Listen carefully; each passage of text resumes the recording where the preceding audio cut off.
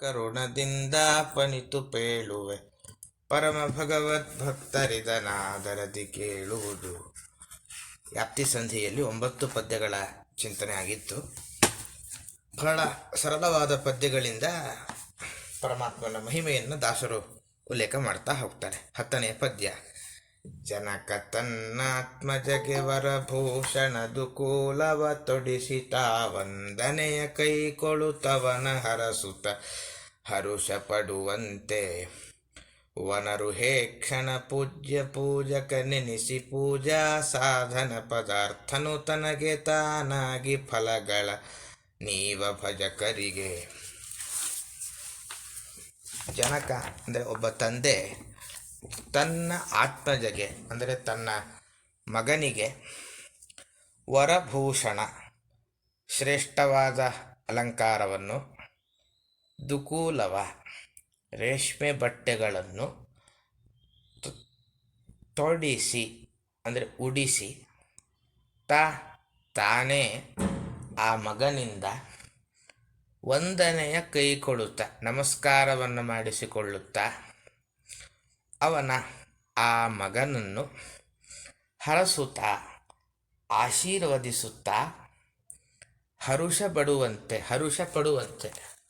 ಸಂತೋಷ ಪಡುವಂತೆ ವನರು ಹೇ ಕ್ಷಣ ಕಮಲದಂತೆ ಕಣ್ಣುಗಳುಳ್ಳ ಪರಮಾತ್ಮನು ಪೂಜಿಸಲ್ಪಡುವ ವಸ್ತುಗಳಲ್ಲೂ ಇದ್ದಾನೆ. ಪೂಜಕನು ಪೂಜಿಸುವ ವಸ್ತುಗಳಲ್ಲೂ ಪೂಜೆ ಮಾಡುವವನಲ್ಲೂ ಇದ್ದಾನೆ. ಅರ್ಥಾತ್ ಪೂಜಿಸಲ್ಪಡುವ ವಸ್ತು ಅಂದರೆ ಯಾವುದು? ಪ್ರತಿಮೆ ಒಳಗೂ ಇದ್ದಾನೆ. ಅವನಿಗೆ ಪೂಜ್ಯ ಅಂತ ಹೆಸರು. ಪೂಜಕ ಪೂಜೆ ಮಾಡುವವ, ಪೂಜಿಸುವ ವಸ್ತು ತಪ್ಪಾಗಿದೆ, ಪೂಜೆ ಮಾಡುವವ ಅಲ್ಲೂ ಇದ್ದಾನೆ. ಅಲ್ಲಿರುವ ಪರಮಾತ್ಮನಿಗೆ ಪೂಜಕ ಅಂತ ಹೆಸರು.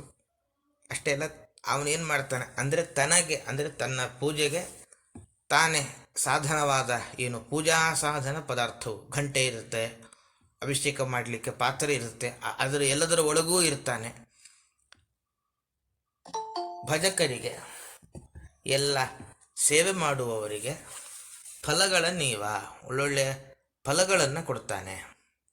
ಹೇಗೆ ಒಬ್ಬ ತಂದೆ ಪುಟ್ಟ ಮಗ ಹೊಸ ಆಭರಣ ಹಾಕ್ತಾನೆ, ಅವನ ಹುಟ್ಟುಹಬ್ಬ ಬಂತು ಅಂದರೆ ರೇಷ್ಮೆ ವಸ್ತ್ರವನ್ನು ಉಡಿಸಿ ತಾನೇ ನಮಸ್ಕಾರ ಮಾಡು ಕೂಸು ಅಂಥೇಳಿ ಅದರ ತಲೆ ಬಗ್ಗಿಸಿಕೊಂಡು ನಮಸ್ಕಾರ ಮಾಡಿಸಿಕೊಂಡು, ಎಂಥ ಸುಂದರ ನನ್ನ ಮಗ, ಸಾತ್ವಿಕ ಅಂಥೇಳಿ ಇಡೀ ಜಗತ್ತಿಗೆಲ್ಲ ಪ್ರಚಾರ ಮಾಡ್ಕೊಂಬರ್ತಾನಲ್ವ. ಹಾಗೆ ಪರಮಾತ್ಮ ಪೂಜೆ ಮಾಡುವ ವ್ಯಕ್ತಿಯ ಒಳಗೂ ಇದ್ದಾನೆ, ಅವನಿಗೆ ಪೂಜಕ ಅಂತ ಹೆಸರು. ಪೂಜಿಸಲ್ಪಡುವ ವಸ್ತು, ಪ್ರತಿಮೆ ಮುಂತಾದವರಲ್ಲ ಅದರ ಒಳಗೂ ಇದ್ದಾನೆ, ಅವನಿಗೆ ಪೂಜ್ಯ ಅಂತ ಹೆಸರು.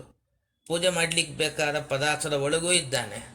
ಒಂದು ಲೆಕ್ಕದಲ್ಲಿ ಭಕ್ತನ ಒಳಗೆ ನಿಂತು ಪೂಜೆ ಮಾಡ್ತಾನೆ, ಇನ್ನೊಂದು ಕಡೆ ನಿಂತು ತಾನೇ ಪೂಜೆ ಮಾಡಿಸಿಕೊಳ್ತಾನೆ. ಅದರಿಂದ ತನಗೆ ತಾನೇ ಪೂಜಕ ನೆನೆಸಿ, ಪೂಜೆ ಮಾಡುವವನು ಅವನೇ, ಪೂಜೆ ಮಾಡಿಸಿಕೊಳ್ಳುವವನು ಅವನೇ. ಹೀಗಿದ್ದು ಏನು ಮಾಡ್ತಾನೆ ಅಂದರೆ ನಮಗೆ ಬೇಕಾದ, ಪೂಜೆ ಮಾಡಿದ ಭಕ್ತನಿಗೆ ಬೇಕಾದ ಫಲವನ್ನು ಕೊಡ್ತಾನೆ ಅಂತಿದ್ದು ಈ ಪದ್ಯದ ಅಭಿಪ್ರಾಯ. ಕೆಲವು ಅಂಶ ಗಮನಿಸಬೇಕು.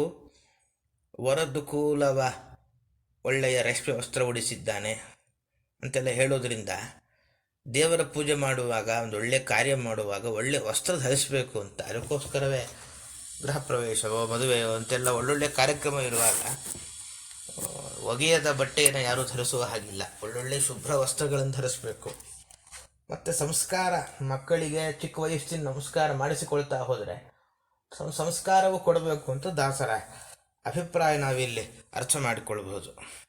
ಇನ್ನೊಂದು, ಮಗನಿಗೆ ಸಂಸ್ಕಾರ ಕೊಟ್ಟರೆ ಅಪ್ಪನಿಗೆ ಸಂತೋಷ ಆಗುತ್ತೆ. ಅವನು ಒಳ್ಳೆಯವನಾಗಿದ್ದ ಅಂದರೆ ಇಲ್ಲೂ ಕೀರ್ತಿ ಬರುತ್ತೆ. ಅವನು ಶ್ರಾದ್ದಾದಿಗಳನ್ನು ಮಾಡಿದಾಗ ಅವನಿಗೆ ಸದ್ಗತಿ ಉಂಟಾಗತ್ತೆ. ಅದೇ ಸರಿಯಾಗಿ ಸಂಸ್ಕಾರ ಕೊಡಲಿಲ್ಲ, ಕೆಟ್ಟ ಕರ್ಮ ಮಾಡಿದ, ತುಂಬ ಜನ ಇಲ್ಲೂ ಬೈತಾ ಇರ್ತಾರೆ, ನಿಮ್ಮ ಮಗ ಸರಿ ಇಲ್ಲರಿ ಅಂತ. ಇಲ್ಲೂ ದುಃಖ ಆಗತ್ತೆ. ಮತ್ತು ಅವನು ಶ್ರಾದ್ದಾದಿಗಳನ್ನೇನೋ ಮಾಡೋದಿಲ್ಲ, ಪರಲೋಕದಲ್ಲೂ ದುಃಖ ಆಗುತ್ತೆ. ಆದ್ದರಿಂದ ಮಗನಿಗೆ ಒಳ್ಳೆ ಸಂಸ್ಕಾರ ಕೊಡೋದರಿಂದ ಅವನ ತಂದೆಗೆ ಲಾಭ ಇದೆ. ದೇವರು ಹಾಗಲ್ಲ, ನಮಗೆ ನಮ್ಮೊಳಗೆ ನಿಂತು ಪೂಜೆ ಮಾಡಿಸ್ತಾನೆ.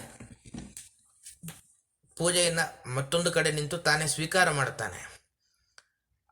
ನಮ್ಮೊಳಗೆ ನಿಂತು ಪೂಜೆ ಮಾಡಿಸೋದರಿಂದ ಅವನಿಗೇನು ಲಾಭ ಇಲ್ಲ, ನಮ್ಮ ಮೇಲಿನ ಕರುಣೆಯಿಂದ ಹೀಗೆ ಮಾಡ್ತಾನೆ ಅಂತದು ವೈಶಿಷ್ಟ್ಯ. ಮತ್ತೊಂದು, ಮಗ ಅವನಿಗೆ ಅಪ್ಪನೇ ಅಲಂಕಾರ ಮಾಡಿದ್ರೆ ಯಾರಾದರೂ ಹೊಗಳಿದ್ರೆ ಸುಖ ಆಗುತ್ತೆ, ಚೆನ್ನಾಗಿಲ್ಲ ಅಂದರೆ ದುಃಖ ಆಗುತ್ತೆ. ಪರಮಾತ್ಮ ಹಾಗಲ್ಲ, ಅವನು ನಮಗೆ ಎಲ್ಲ ನಮ್ಮೊಳಗೆ ನಿಂತು ಪೂಜೆ ಮಾಡಿಸ್ತಾನೆ. ಪೂಜೆ ಚೆನ್ನಾಗಿದೆ ಎನ್ನಲಿ, ನೀವು ಪೂಜೆ ಚೆನ್ನಾಗಿ ಮಾಡಿಲ್ಲ, ಸರಿಯಾಗಿ ನಿಮಗೇನು ಗೊತ್ತೇ ಇಲ್ಲ ಅಂತ ಯಾರೇ ಹೇಳಿ ಅವನಿಗೇನು ಭಾವನೆ ಉಂಟಾಗಲ್ಲ ಅಂತ ಈ ಪದ್ಯಕ್ಕೆ ಸಂಬಂಧಪಟ್ಟ ಅಭಿಪ್ರಾಯ. ಪ್ರಶ್ನೋತ್ತರ ಗಮನಿಸೋದಂದರೆ ಇದರ ಕೆಲವು ಹೋಲಿಕೆಯನ್ನು ಕೊಡ್ತಾ ಹೋಗ್ತಾರೆ. ಜನಕ ತನ್ನಾತ್ಮಜಿಗೆ ಅನ್ನೋ ನುಡಿಯಲ್ಲಿ ಉಪಮಾನ ಉಪಮೇಯಗಳು ಯಾವುದರ ಹೋಲಿಕೆಯನ್ನು ಯಾವುದಕ್ಕೆ ಕೊಟ್ಟಿದ್ದಾರೆ ಅಂದರೆ ತಂದೆಯ ಹೋಲಿಕೆಯನ್ನು ದೇವರಿಗೆ ಕೊಟ್ಟಿದ್ದಾರೆ, ಮಗನ ಹೋಲಿಕೆಯನ್ನು ಸೇವಕರಿಗೆ ಕೊಟ್ಟಿದ್ದಾರೆ. ಅವನ ಸೇವೆ ಮಾಡುವವರು ಯಾರಿರ್ತಾರೋ ಅವರು ಮಗನ ಹಾಗೆ. ಬಟ್ಟೆಯ ಹೋಲಿಕೆಯನ್ನು ಪೂಜಾ ಪದಾರ್ಥಗಳಿಗೆ ಕೊಟ್ಟಿದ್ದಾರೆ. ಹೇಗೆ ತಂದೆ ಸ್ಥಾನದಲ್ಲಿ ದೇವರಿದ್ದು ಅವನೇನು ಮಾಡ್ತಾನೆ ಅಂದರೆ ಮಗನ ಸ್ಥಾನದಲ್ಲಿ ಸೇವಕರಿರ್ತಾರೆ, ಸೇವೆ ಮಾಡುವವರು. ಅವನ ತಂದೆ ಮಗನಿಗೆ ಬಟ್ಟೆ ಉಳಿಸುವಂತೆ ಅವರಿಗೆಲ್ಲ ಪೂಜಾ ಪದಾರ್ಥ ಸಿಗುವಂತೆ ಮಾಡಿ ಅವರ ಮೂಲಕ ಪೂಜೆ ಮಾಡಿಸಿಕೊಂಡು ನಮಸ್ಕಾರ ಮಾಡಿಸಿಕೊಳ್ತಾನೆ, ಮತ್ತು ಬೇಕಾದ ಫಲ ಕೊಡ್ತಾನೆ ಅಂತಿದ್ದಾರೆ ಅಭಿಪ್ರಾಯ. ಇವನಿಗೆ ಪೂಜ್ಯ ಅಂತ ಯಾಕೆ ಹೆಸರು? ಪೂಜಿಸಲ್ಪಡುವ ವಸ್ತುಗಳಲ್ಲಿ ವ್ಯಾಪ್ತನಾದದ್ದರಿಂದ, ಪೂಜೆ ಹೊಂದಲ್ಪಡುವ ನಾವು ಯಾವುದಕ್ಕೆ ಪೂಜೆ ಮಾಡ್ತೇವೋ ಆ ಎಲ್ಲ ವಸ್ತುಗಳಲ್ಲಿ ಇದ್ದಾನೆ ಅನ್ನುವ ಕಾರಣಕ್ಕೆ ಪರಮಾತ್ಮನಿಗೆ ಪೂಜ್ಯ ಅಂತ ಹೆಸರು. ಹಾಗೆ ಭಕ್ತರಿಗೆ ಫಲವನ್ನು ಹೇಗೆ ಕೊಡ್ತಾನೆ ಅಂತಂದರೆ ಎಲ್ಲ ವಸ್ತುಗಳಲ್ಲಿ ತಾನೇ ಇದ್ದು ಅವರವರ ಯೋಗ್ಯತೆಗೆ ಅನುಸಾರಿಯಾದ ಫಲ ಕೊಡ್ತಾನೆ ಅಂತಿದ್ದಾರೆ ಒಟ್ಟಾರೆ ಅಭಿಪ್ರಾಯ. ಬಿಟ್ಟ ಸ್ಥಳ ತುಂಬಿರೋ ಕಡೆಯಲ್ಲಿ ಪರಮಾತ್ಮ ಪೂಜಕನಾಗಿದ್ದಾನೆ. ಹೇಗೆ ಅಂದರೆ ಪೂಜಿಸುವವರಲ್ಲಿದ್ದು, ಪೂಜೆ ಮಾಡುವವರಲ್ಲಿದ್ದಾನೆ, ಅವನಿಗೆ ಪೂಜಕ ಅಂತ ಹೆಸರು ಅಂತ ಒಟ್ಟಾರೆ ಈ ಪದ್ಯದ ಅಭಿಪ್ರಾಯ. ಈಗ ಮುಂದಿನ ಪದ್ಯಕ್ಕೆ ಹೋಗೋಣ. ತಂದೆ ಬಹು ಸಂಭ್ರಮದಿ ತನ್ನಯ ಬಂಧು ಬಳಗವ ನೆರಹಿ ಮದುವೆಯ ನಂದನಗೆ ತಾ ಮಾಡಿ ಮನೆಯೊಳಗಿಡುವ ತೆಲನಂತೆ ಇಂದಿರಾಧವ ತನ್ನ ಇಚ್ಛೆಗಳಿಂದ ಗುಣಗಳ ಚೇತನಕ್ಕೆ ಸಂಬಂಧಗೈಸಿ ಸುಖಾತ್ಮಕ ಸಂಸ್ಕೃತಿಯೊಳಿಡುವ. ಇಲ್ಲೂ ಹಾಗೆ ಹಿಂದಿನ ಥರನೇ ವಿಷಯ, ಸ್ವಲ್ಪ ವ್ಯತ್ಯಾಸ ಮಾಡ್ತಾರೆ. ಅಂದರೆ ಒಬ್ಬ ತಂದೆ ಅತ್ಯಂತ ಸಂಭ್ರಮದಿ ಉತ್ಸಾಹದಿಂದ ಏನು ಮಾಡ್ತಾನೆ ಅಂದರೆ ತನ್ನಯ ಅಂದರೆ ಅವನಿಗೆ ಸಂಬಂಧಪಟ್ಟ ಬಂಧು ಬಳಗವ ಎಲ್ಲ ಬಂಧು ಬಳಗದವರನ್ನು ನೆರಹಿ ಒಂದು ಕಡೆ ಸೇರಿಸ್ತಾನೆ. ನಂದನಿಗೆ ಅವನ ಮಗನಿಗೆ ಮದುವೆಯ ಮಾಡಿ ತಾನು ಮದುವೆಯನ್ನು ಮಾಡಿ ಮನೆಯೊಳಗಿಡುವ ತೆರನಂತೆ ಮನೆಯೊಳಗಿಟ್ಟುಕೊಳ್ತಾನೆ. ಹಾಗೆ ಇಂದಿರಾಪತಿ ಲಕ್ಷ್ಮಿಯ ಗಂಡನಾದ ಪರಮಾತ್ಮ ತನ್ನ ಇಚ್ಛೆಗಳಿಂದ ಅವನು ತಾನು ಬಯಸಿ ಏನು ಮಾಡ್ತಾನೆ ಅಂತಂದರೆ ಗುಣಗಳ ಸತ್ವ ರಜಸ್ಸು ತಮಸ್ಸು ಅನ್ನುವ ಗುಣಗಳನ್ನು ಚೇತನಕ್ಕೆ ಅಂದರೆ ಜೀವ, ಇಲ್ಲಿ ಮಗನ ಹಾಗಿರುವ ಜೀವನಿಗೆ, ಮಗನ ಸ್ಥಾನದಲ್ಲಿರುವ ಜೀವನಿಗೆ ಸಂಬಂಧ ಕೈಸಿ ಅಂದರೆ ಸತ್ವ ರಜಸ್ಸು ತಮಸ್ಸು ಈ ಗುಣಗಳ ಸಂಬಂಧ ಜೀವನಿಗಾಗುವಂತೆ ಮಾಡ್ತಾನೆ. ಇದೇ ಮದುವೆ ಅಂತ ಲೆಕ್ಕ. ಹೇಗೆ ತಂದೆ ಮಗನಿಗೆ ಮದುವೆ ಮಾಡ್ತಾನೋ ಹಾಗೆ ಈ ಮದುವೆ ಅಂದರೆ ಏನು? ಗುಣಗಳ ಸಂಬಂಧ ಆಗುವಂತೆ ಮಾಡೋದು, ಇದೇ ಮದುವೆ. ಮನೆ ಒಳಗಿಡುವಂತೆ ಸುಖಾತ್ಮಕ ಸುಖ ದುಃಖ ರೂಪವಾದ ಸುಖನೂ ಇರುವ ದುಃಖನೂ ಇರುವ ಸಂಸ್ಕೃತಿಯ ಒಳಗೆ ಸಂಸಾರದ ಒಳಗೆ ಇಡ್ತಾನೆ. ಅಭಿಪ್ರಾಯ ಬಹಳ ಸರಳ, ಬಹಳ ಸ್ಪಷ್ಟ. ಏನದ ಅಭಿಪ್ರಾಯ ಅಂತಂದರೆ, ಒಬ್ಬ ತಂದೆ ಅವನೇನು ಮಾಡ್ತಾನೆ ಅಂದರೆ ಮಗನಿಗೆ ಮದುವೆ ಅಂದರೆ ಬಹಳ ಸಂಭ್ರಮ. ಮದುವೆ ಮಾಡಿ ನೋಡು ಮನೆ ಕಟ್ಟಿ ನೋಡು ಅಂತ ಒಂದು ಕನ್ನಡದಲ್ಲಿ ಪ್ರಸಿದ್ಧ ಗಾದೆ ಇದೆ. ಅವನು ಮದುವೆ ಮಾಡಿದ್ರೆ ಸುಸ್ತಾಗ್ತಾರೆ, ಮನೆ ಕಟ್ಟರೆ ಇನ್ನೂ ಸುಸ್ತಾಗ್ತಾರೆ. ಭಾಳ ಸಂಭ್ರಮದಿಂದ ಬಂಧು ಬಳಗ ಎಲ್ಲ ಒಂದು ಕಡೆ ಬಂದು ಸೇರಿರ್ತಾರೆ. ಸಂಭ್ರಮದಿಂದ ಮಗನಿಗೆ ಮದುವೆ ಮಾಡಿ, ಮಗಳಿಗೆ ಮದುವೆ ಮಾಡಿದ್ರೆ ಬೇರೆ ಕಡೆ ಕಳಿಸ್ಬೇಕು. ಸ್ವಂತ ಮಗನಿಗೆ ಮದುವೆ ಮಾಡಿದೆ ಅಂದರೆ ಮಗಳಿನ ಹಾಗೆ ಸೊಸೆಯೂ ಇಲ್ಲೇ ಬರ್ತಾಳೆ, ತನ್ನ ಮನೆ ಒಳಗೆ ಅವರನ್ನು ಇಟ್ಟುಕೊಳ್ತಾನೆ. ಅದರಂತೆ ಪರಮಾತ್ಮನೂ ಕೂಡ ಮಗನ ಹಾಗಿರುವ ಜೀವನಿಗೆ ಮದುವೆ ಮಾಡಿಸ್ತಾನಂತೆ. ಮದುವೆ ಅಂದರೆ ಇಲ್ಲಿ ಗುಣಗಳ ಸಂಬಂಧ ಆಗುವಂತೆ ಮಾಡ್ತಾನೆ, ಅವನನ್ನು ಮನೆಯಲ್ಲಿ ಇಟ್ಟುಕೊಳ್ಳುವಂತೆ. ಸುಖ ದುಃಖವೇ ಒಮ್ಮೆ ಸುಖ ಇನ್ನೊಮ್ಮೆ ದುಃಖ ಹೀಗಿರುವಂತಹ ಸಂಸಾರದಲ್ಲಿ ಇಡ್ತಾನೆ ಜೀವರನ್ನು. ಅದರಿಂದ ಸಂಸಾರ ಅನ್ನೋದು ಕೆಲವೊಮ್ಮೆ ಖುಷಿಯಾಗಿರುತ್ತೆ, ಕೆಲವೊಮ್ಮೆ ಬೇಡ ಅಂತ ಅನಿಸುತ್ತೆ ಜೀವನ. ಅವೆಲ್ಲ ಮಾಡಿಕೊಳ್ಳೋದು ನಮ್ಮ ಕೆಲಸದಿಂದ. ಒಳ್ಳೆಯ ಕೆಲಸ ಮಾಡಿದರೆ ಸಂಸಾರ ಅದು ಅತ್ಯಂತ ಸುಖವನ್ನು ಕೊಡುತ್ತೆ, ಕೆಟ್ಟ ಕೆಲಸ ಮಾಡಿದರೆ ಅದು ದುಃಖವನ್ನು ಕೊಡುತ್ತೆ ಅಂತ ನಾವು ಅಭಿಪ್ರಾಯ. ಅದಕ್ಕೆ ಇಲ್ಲಿ ಸಂಬಂಧ ಅಂದರು. ಬೇರೆ ಸಂಬಂಧಗಳಿಗೆ ಕೊನೆ ಇದೆ. ಒಬ್ಬ ತಂದೆ ತಾಯಿಯ ಸಂಬಂಧ ಮಗನಿಗಿರುತ್ತೆ ಎಷ್ಟು ಕಾಲ ತನಕ, ಮಗ ಇರುವಷ್ಟು ಅವನ ತಂದೆ ತಾಯಿ ಇರುವಷ್ಟು. ಅದು ಇಲ್ಲ ಅಂದರೆ ಸಂಬಂಧ ಲೆಕ್ಕಕ್ಕಿಲ್ಲ. ಇರುತ್ತೆ ಆದರೆ ಅಂಥ ಸಂಬಂಧ ಲೆಕ್ಕಕ್ಕಿಲ್ಲ. ಇವನು ಹೋದ ಅಂದರೆ ಸಂಬಂಧ ಇಲ್ಲ ಅಂತ ಲೆಕ್ಕ. ಹಾಗಲ್ಲ ಇದು. ಸತ್ವರಜಸ್ತಮೋ ಗುಣಗಳಿಗೂ ನಮಗೂ ಸಂಬಂಧ ಏನಿದೆ, ದೇವರು ಹಾಕಿದ ಬಂಧ ಅದು ಸಂಬಂಧ, ಬಿಡಿಸಲಾಗದ ಅನಾದಿ ಕಾಲದಿಂದಿರುವ ಬಂಧ ಅಂತ ತಿಳಿಸ್ಲಿಕ್ಕೋಸ್ಕರ ಅದನ್ನು ಸಂಬಂಧ ಅಂತಂದರು. ಯಾಕೆ ಅಂದರೆ ಪರಮಾತ್ಮ ಬಯಸಿದ್ದಾನೆ, ಆದ್ದರಿಂದ ನಾವು ಸುಲಭವಾಗಿ ಅದನ್ನು ಮೀರಲಿಕ್ಕಾಗೋದಿಲ್ಲ. ಯಾವಾಗ ಅವನೇ ಇಚ್ಛೆ ಮಾಡಬೇಕಾದ್ರೆ ಇಂದಿರಾಪತಿ ಅಂತಾರೆ, ಇಂದಿರಾಧವ, ಲಕ್ಷ್ಮಿಯ ಪತಿ ಗಂಡನಾದ ಪರಮಾತ್ಮ ಅವನು ಯಾವಾಗ ಬಯಸ್ತಾನೋ ಆವಾಗ ನಾವು ಈ ಸಂಸಾರವನ್ನು ದಾಟಲಿಕ್ಕೆ ಸಾಧ್ಯ. ದಾಸರು ಬಹಳ ಇನ್ನೊಂದು ಸ್ವಾರಸ್ಯ ಹೇಳ್ತಾರೆ ಇಲ್ಲಿ. ಏನು ಅಂದರೆ ಕೆಲವರೆಲ್ಲ ಅತ್ಯಂತ ಸಂಕುಚಿತ ಸ್ವಭಾವದ ವ್ಯಕ್ತಿಗಳಿರ್ತಾರೆ. ಏನೂ ಬೇಡ ಅಂತ, ಎಲ್ಲವೂ ಸಿಂಪಲ್ಲಾಗಿ ಅಂತ ಹೇಳಿ ಜನರು ಸೇರೋದೇ ಬೇಡ, ಒಂಥರ ಇರುಸು ಮುರುಸು, ಏನೋ ನಮ್ಮ ಜೀವನದಲ್ಲಿ ಏನೋ ಮಿಸ್ ಆಗಿದೆ ಅನ್ನೋ ಲೆಕ್ಕದಲ್ಲಿ ಕೆಲವು ಸಂಕುಚಿತ ಸ್ವಭಾವವುಳ್ಳ ಜನರಿರ್ತಾರೆ. ದಾಸರಂತಾರೆ, ಎಲ್ಲ ಬಾಂಧವರನ್ನು ಸೇರಿಸಿ ಕಾರ್ಯಕ್ರಮ ಮಾಡೋದೇ ಸಂಭ್ರಮ. ಅದರಿಂದ ಒಂದು ದೊಡ್ಡ ಕಾರ್ಯಕ್ರಮ, ವಿವಾಹಾದಿ ಕಾರ್ಯಕ್ರಮದಲ್ಲಿ ಮದುವೆ ಅಂತಾದರೆ ಎಲ್ಲರನ್ನು ಸೇರಿಸಬೇಕು. ಆದ್ದರಿಂದ ಸಂಕೋಚ ಮಾಡಿಕೊಳ್ಳಬೇಡಿ ಅನ್ನುವ ಪಾಠವನ್ನು ದಾಸರು ಕಲಿಸಿದ್ದಾರೆ. ಇದು ಈ ಪದ್ಯಕ್ಕೆ ಸಂಬಂಧಪಟ್ಟ ಅಭಿಪ್ರಾಯ.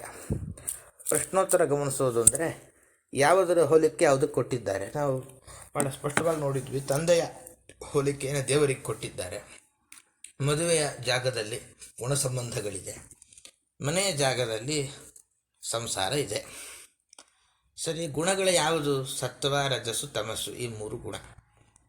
ಜೀವರನ್ನು ಸಂಸಾರದಲ್ಲಿ ಹೇಗಿಡ್ತಾನೆ ಅಂದರೆ ಸತ್ವಾರಿ ಗುಣಗಳ ಸಂಬಂಧ ಕೊಟ್ಟು ಜೀವರನ್ನು ಸಂಸಾರದಲ್ಲಿ ಇಟ್ಟಿರ್ತಾನೆ. ಸರಿ, ತಂದೆ ಮಗನನ್ನು ಎಲ್ಲಿಡ್ತಾನೆ ಅಂದರೆ ಮನೆಯಲ್ಲಿಡ್ತಾನೆ, ಬಿಟ್ಟ ಸ್ಥಳ ತುಂಬಿರೋ ಕಡೆಯಲ್ಲಿ. ಪರಮಾತ್ಮ ಜೀವರಿಗೆ ಯಾವುದರ ಸಂಬಂಧ ಕೊಡ್ತಾನೆ ಅಂದರೆ ಗುಣಗಳ ಸಂಬಂಧ ಕೊಡ್ತಾನೆ ಅಂತ ಇದು ಈ ಪದ್ಯಕ್ಕೆ ಸಂಬಂಧಪಟ್ಟ ಅಭಿಪ್ರಾಯ. ದಾಸರಿಗೆ ಲೌಕಿಕವಾದ ಪರಿಜ್ಞಾನ ಬಹಳ ಚೆನ್ನಾಗಿತ್ತು. ಕೆಲವರಿಗೆ ಬುಕ್ಕಿಸ್ಟ್ ನಾಲೆಡ್ಜ್ ಇರುತ್ತೆ, ಆದರೆ ಲೋಕದ ರೀತಿ ರಿವಾಜು ಗೊತ್ತಿರಲ್ಲ. ಒಂದು ಒಳ್ಳೆಯ ದೃಷ್ಟಾಂತ ಕೊಡ್ತಾರೆ ಮುಂದಿನ ಪದ್ಯ 12. ತೃಣಕೃತ ಆಲಯದೊಳಗೆ ಪೊಗೆ ಸಂದಣಿಸಿ ಪ್ರತಿ ಛಿದ್ರದಲ್ಲಿ ಪೌರ ಮಟ್ಟನಲನಿರುವನು ತೋರದಲಿಪ್ಪತೆರನಂತೆ ವನಜ ಜಾಂಡದೊಳಕಿಲ ಜೀವರ ತನುವಿನೊಳ ಹೊರಗಿದ್ದು ಕಾಣಿಸದ ನಿಮಿಷೇಷೇಷ ಸಕಲ ಕರ್ಮವ ಮಾಲ್ಪನವರಂತೆ. ತೃಣಕೃತ ಆಲಯದೊಳಗೆ, ಹುಲ್ಲಿನಿಂದ ಮಾಡಿದ ಮನೆಯ ಒಳಗೆ ಹೊಗೆ ಸಂದಣಿಸಿ ವ್ಯಾಪಿಸಿ ಪ್ರತಿ ಛಿದ್ರದಲ್ಲಿ, ಹುಲ್ಲಿನ ನಡುವೆ ಇರುವ ಒಂದು ಗ್ಯಾಪಿಂದ ಪೊರೆ ಮಟ್ಟು ಹೊರಗೆ ಹೊರಟು ಅನಲ ನಿರವನು, ಅಗ್ನಿಯ ಇರುವಿಕೆಯನ್ನು ತೋರಿ ನಮಗೆ ತೋರಿಸಿಕೊಟ್ಟರೂ ಕೂಡ ತೋರದಲಿಪ್ಪತೆರನಂತೆ, ಅಗ್ನಿ ಒಳಗಿರೋದು ಪ್ರತ್ಯಕ್ಷವಾಗಿ ತೋರಲ್ಲ ಹೇಗೋ ಹಾಗೆ ವನಜ ಜಾಂಡದೊಳು, ಬ್ರಹ್ಮಾಂಡದೊಳಗೆ ಅಖಿಲ ಜೀವರ, ಎಲ್ಲ ಜೀವರ ತನುವಿನ ಒಳ ಹೊರಗಿದ್ದು, ದೇಹದ ಒಳಗೆ ಹೊರಗೆ ಇದ್ದು ಕಾಣಿಸದೆ ಪ್ರತ್ಯಕ್ಷವಾಗಿ ತೋರದೆ ಅನಿಮಿಶೇಷನು, ಎಲ್ಲ ತತ್ವಾಭಿಮಾನಿ ದೇವತೆಗಳಲ್ಲಿ ನಿಯಾಮಕನಾದ ಪರಮಾತ್ಮನು ಅವರಂತೆ ಜೀವರ ಯೋಗ್ಯತಾನುಸಾರ ಸಕಲ ಎಲ್ಲ ಕರ್ಮವ ಮಾಳ್ಪನು, ಕರ್ಮವನ್ನು ಮಾಡಿಸ್ತಾನೆ. ಬಹಳ ಚಂದದ ದೃಷ್ಟಾಂತ. ಹುಲ್ಲಿನ ಮನೆ ಗುಡಿಸಲಿರುತ್ತೆ, ಅದಕ್ಕೆ ಬೆಂಕಿ ಹಾಕಿಬಿಟ್ರೆ ಒಳಗಡೆ ಬೆಂಕಿ ಇರುತ್ತೆ, ಇನ್ನೂ ಹೊರಗಡೆ ಬೆಂಕಿ ಬಂದಿಲ್ಲ ಅಂತ ಅಂದುಕೊಳ್ಳೋಣ. ಧಗ ಉರಿಯೋಕ್ಕೆ ಶುರುವಾಗಿದೆ. ದಟ್ಟವಾದ ಹೊಗೆ ಆ ಗುಡಿಸಿಲ ನಡುವೆ ಇರುವ ರಂಧ್ರದಿಂದ ಹೊರಗೆ ಬರುತ್ತೆ. ಹೊರಗೆ ಕಾಣುವುದು ಹೊಗೆ, ಅದು ನಮಗೆ ಕಾಣದಿರುವ ಅಗ್ನಿ ಅಸ್ತಿತ್ವ ಇದೆ ಅಂತ ತೋರಿಸ್ಕೊಡುತ್ತೆ. ದೂರದಿಂದ ಹೊಗೆ ನೋಡಿದ್ರೆ ಓ ಇಲ್ಲಿ ಒಳಗೆ ಬೆಂಕಿ ಹತ್ತಿದ್ಯಪ್ಪ ಅಂತ ಅನಿಸುತ್ತೆ. ಹಾಗಾದರೆ ಕಾಣದ್ದು ಯಾವುದು ಕಾಣುತ್ತಾ ಇದೆ? ಹೊಗೆ. ಕಾಣುವ ಹೊಗೆ, ಕಾಣದ ಅಗ್ನಿ ಇದೆ, ಬೆಂಕಿ ಹತ್ತಿದೆ ಅಂತ ಹೇಳಿ ನಮಗೆ ಹೇಗೆ ತೋರಿಸಿಕೊಡುತ್ತೋ ಹಾಗೆ ದೇಹದ ಒಳಗೆ, ದೇವತೆಗಳ ಒಳಗೆ ಪರಮಾತ್ಮ ಇದ್ದಾನೆ. ಅವನು ಕಾಣಲ್ಲ, ನಮ್ಮಿಂದ ಅನೇಕ ಕೆಲಸ ಮಾಡಿಸ್ತಾನೆ. ಅಂದರೆ ಮುಖ್ಯವಾಗಿ ಯಾವುದು? ಉಸಿರಾಟ ಆಡ್ತೇವಲ್ವ, ಇದು ಯಾರು ಮಾಡಿಸ್ಲಿಕ್ಕೆ ಸಾಧ್ಯ? ಉಸಿರಾಟ ಅನ್ನುವ ಕೆಲಸ ಕಾಣಿಸ್ತಾ ಇದೆ. ಕಾಣುವ ಈ ಕೆಲಸದಿಂದ ಕಾಣದ ಒಬ್ಬ ಪರಮಾತ್ಮ ಇದ್ದಾನೆ ಅಂತ ನಾವು ಅರ್ಥ ಮಾಡಿಕೊಳ್ಳಬಹುದು ಅಂತ ಹೀಗೆ ಅದ್ಭುತವಾದ ಒಂದು ದೃಷ್ಟಾಂತ ಕೊಟ್ಟಿದ್ದಾರೆ ದಾಸರು. ದೇಹವನ್ನು ಗುಡಿಸ್ಲಿಕ್ಕೆ ಹೋಲಿಸಿದರು. ಅದಕ್ಕೇನು ಕಾರಣ ಅಂದರೆ ಹೀಗೆ ಕಾರಣ ಹೇಳ್ಬೋದು. ಗುಡಿಸಲು ಅಸ್ಥಿರ, ಯಾವಾಗಲೂ ಇರಲ್ಲ, ಪವಿತ್ರವಾಗಿರುತ್ತೆ. ಅದರಂತೆ ದೇಹವೂ ಅಷ್ಟೇ, ಬಹಳ ಕಾಲ ಇರಲ್ಲ. ದೇಹ ಅತ್ಯಂತ ಪವಿತ್ರ, ದೇವರ ಚಿಂತನೆ ಇಲ್ಲ ದೇಹದಿಂದ ಮಾಡ್ತಾ ಇದ್ರೆ ಅದು ಅತ್ಯಂತ ಪವಿತ್ರ ಆಗಿರುತ್ತೆ. ಹೇಗೆ ಹುಲ್ಲು ಬೇಡ ಬಂದರೂ ಕೂಡ ಸುಮ್ಮನೆ ಇರುತ್ತೋ ಅಲ್ಲ, ಹಾಗೆ ನಮ್ಮ ದೇಹದಲ್ಲೂ ಬೇಡವಾದ ಅನೇಕ ಸಂಗತಿಗಳಿರುತ್ತೆ. ಅದರಿಂದ ದೇಹವನ್ನು ಗುಡಿಸ್ಲಿಕ್ಕೆ ಹೋಲಿಸಿದ್ದಾರೆ. ಹೊಗೆಯ ಹಾಗೆ ಸಕಲ ಕರ್ಮಗಳಿದೆ. ಹೇಗೆ ಹುಲ್ಲಿನ ಮನೆಯ ಹಾಗೆ ದೇಹದ ಹೊರಗೆ ಹೊಗೆ ಬಂದಂತೆ ಅನೇಕ ಕರ್ಮ ಕೆಲಸವನ್ನು ಮಾಡ್ತಿರ್ತೇವೆ, ಅದು ಕಾಣುತ್ತೆ. ಕಾಣದ ಅಗ್ನಿಯ ಹಾಗೆ ಒಳಗೆ ಪರಮಾತ್ಮ ಇದ್ದಾನೆ. ನಾವು ಮಾಡುವ ಅನೇಕ ಕೆಲಸವನ್ನು ನೋಡಿ ಈ ಕೆಲಸ ಮಾಡಿಸುವ ಒಬ್ಬ ಇದ್ದಾನೆ, ಅವನೇ ದೇವರು ಅಂತ ಹೀಗೆ ಅರ್ಥ ಮಾಡಿಕೊಳ್ಬೇಕು ಅಂತಾರೆ. ಆದರೆ ಇದು ಯಾವಾಗ ಅಂದರೆ ಅದಕ್ಕೆ ಒಳ್ಳೆ ದೃಷ್ಟಾಂತ ಹೊಗೆಯದ್ದೇ ಕೊಟ್ಟರು. ಈ ಹೊಗೆಯನ್ನು ನೋಡಿ ಹೊಗೆ ಅಂತಲೂ ಅರ್ಥ ಮಾಡಿಕೊಂಡ್ರೆ ಗೊತ್ತಾಗುತ್ತೆ.